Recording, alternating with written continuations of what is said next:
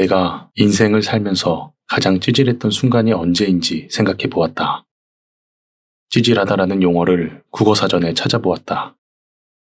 보잘것없고 변변치 못한 것을 속되게 이르는 말이라고 한다. 내가 언제 가장 보잘것없고 변변치 못했을까? 돈이 없던 대학생 시절엔 어떻게든 술 마시려고 했던 날들이 기억난다. 친구와 주머니를 탈탈 털어 편의점에서 소주와 새우깡을 샀다.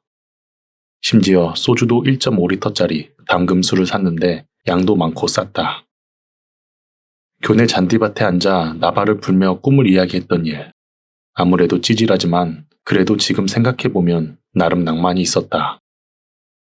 바닥을 모르던 찌질한 대학생 시절에 같이 바닥을 누빈 내 친구는 평생 친구가 되었다. 남중남고를 나온 내가 대학교 신입생 때 여자친구라는 것을 처음 사귀었던 시절, 여자라는 생명체에 대해 아무것도 몰랐고 어떻게 대해야 할지도 몰라서 허둥지둥했다. 어느 날 여자친구가 말했다. 애인 사이에 우산은 하나로 같이 쓰는 게 좋지 않을까? 그동안 난 비 오는 날엔 각자 하나씩 우산을 쓰는 게 더 편하고 비도 덜 맞을 거라는 생각이었다. 효율성 관점으로 여자친구를 대하고 있었으니 나의 첫사랑은 6개월도 채 못 갔다.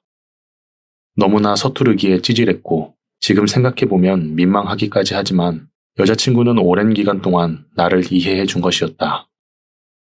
6개월의 찌질했던 기간 동안 나는 여자라는 존재를 인식했고 어떻게 다가가야 할지 몸으로 깨달았다. 직장 생활을 하면서 가장 찌질했던 순간은 아무래도 신입사원 시절일 것이다. 사회에 첫 발을 내딛는 만큼 무척이나 어리숙했다. 특히 나는 남들보다 신입사원을 오래 했다. 그만큼 찌질했던 나날들이 더 길었던 것이다. 처음 입사하여 팀 배치를 받았을 때 인사팀에서는 나를 전공이 다른 곳으로 배치했다. 그때 회사 사정이 있었겠지만 대학교 시절 얘기했던 꿈과는 한참 더 멀어졌다. 1년간 그 팀에서 찌질했다. 일도 찌질, 관계도 찌질, 커리어도 찌질. 1년 후엔 내 전공과 맞는 팀으로 전환 배치되었다. 다시 시작된 신입. 옮긴 팀에서는 OJT라는 신입 교육부터 또다시 시작됐다. 신입사원을 2번 하면서 찌질하고 또 찌질했다. 팀 사람들에게 나의 이미지는 완전 나락으로 가 있었고 회사 생활을 바짝 엎드려 해야 했다. 하지만 이 찌질했던 2년간의 신입사원 시절에 나는 지금까지도 써먹는 회사에서 필요한 스킬들을 많이 배웠다. 사수들이 찌질한 내 모습을 보고 불쌍해서 자신들의 노하우를 스스럼 없이 알려준 것도 한몫했지만 살아남으려고 발버둥 치느라 수첩 빼곡히 업무 절차를 써내려갔던 나의 처절함도 한몫했다. 회사에서의 찌질함은 나를 더욱 갈고 닦게 했다.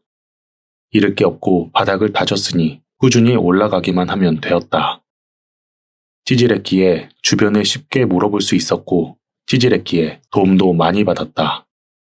그러면서 회사 생활한 지 몇 년이 지나자 찌질함은 어느 순간 사라지고 그 자리엔 단단함이 자리했다. 너무나 단단하여 누가 뭐라고 해도 흔들리지 않았다. 그 순간 난 깨달았다. 직장 생활은 찌질해야 한다고. 생각해보면 직장 생활뿐만 아니라 모든 삶의 새로운 도전은 찌질함과 함께한다. 새롭게 한다는 것은 초보자를 의미하고 초보자는 찌질할 수밖에 없기 때문이다. 차이는 이 찌질함을 극복하고 단단해지느냐, 극복하지 못하고 찌질한 상태로 남아있느냐에 따라 달려있다. 그렇다고 평생을 찌질하게 살 수는 없다. 왜냐하면 찌질함은 두려움과 민망함을 동반하므로 삶이 황폐해질 수 있기 때문이다.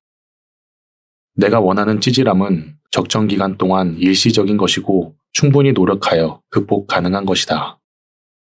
우리가 직장 생활에서 찌질해지는 순간은 신입사원 시절과 전환 배치로 팀을 옮기게 된 순간, 타 회사로 이직하게 될 때와 같이 회사에서 새로움과 맞닥뜨려야 할 때다. 이 황금 같은 찌질한 순간을 너무 두려워하지 말고 나를 한층 더 성숙하게 하는 자양분으로 생각하여 현명하게 극복해 나가기를 바란다.